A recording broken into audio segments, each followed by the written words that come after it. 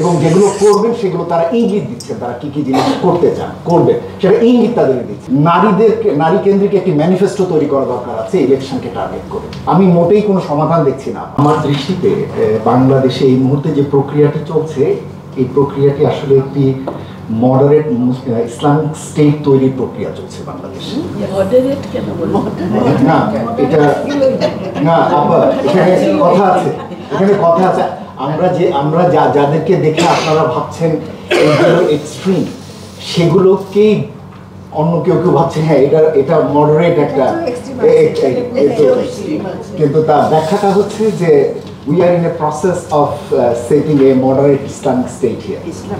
আমরা যদি আমাদের প্রথমত আগে এগ্রি করতে হবে যে আমরা আসলে এটির সাথে ঐক্যমত্য পোষণ করি কিনা, কেননা এটার সাথে এর ফলো আপ অনেক কিছু রয়েছে।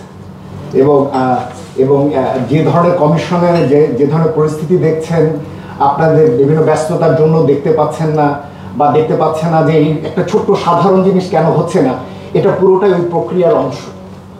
এটা ভাবার দরকার নেই যে তারা অনেক ব্যস্ত এবং সেই কারণে এটা হচ্ছে না, সেটা না। কিন্তু তারা হাজার ব্যস্ততার ভিতরেও তাদের মাথায় ওটা আছে, কিন্তু তারা ওটা করবে না। এবং যেগুলো করবেন সেগুলো তারা ইঙ্গিত দিচ্ছেন, তারা কি কি জিনিস করতে চান করবে সেটা ইঙ্গিত তাদের দিচ্ছে।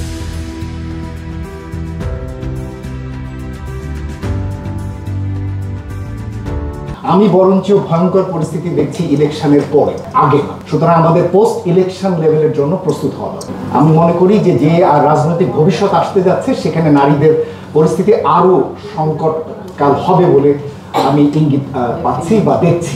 এবং যারা আসতে যাচ্ছেন তারা যেদিকে আসুন, তারা মোটেই এই আমাদের জন্য নারীরা এতদিন বা যতটুকুই যা হয়েছে বা যেভাবে নিজেদেরকে আপনারা দেখতে চান, সেই জায়গাটি, সেই ক্ষেত্রটি সম্ভবত আমরা নাও পেতে পারি। সুতরাং সেই জায়গাটি যদি হয়, তাহলে শুধুমাত্র অন্তর্বর্তী সরকারকে টার্গেট করেই ক্যাম্পেইন বা তাদের সাথে মিটিংটাই যথেষ্ট না। আমার মনে হয় যে এই আন্দোলন আপনাদের আগামী দিনে আরো জোরালোভাবে করার তাগিদ তৈরি হবে, এবং সেটার জন্য রাজনৈতিক দলগুলো ইলেকশন আসতে যাচ্ছে সেটিকে টার্গেট করা, ইলেকশন ম্যানিফেস্টোকে টার্গেট করা, নির্বাচন পরবর্তীকালে যাতে যে নারী সংস্কার কমিশনের যে প্রতিবেদনটি রয়েছে, নির্বাচনের আগেই এই প্রতিবেদনের ভিত্তিতে নারীদের একটা ম্যানিফেস্টো তৈরি করা।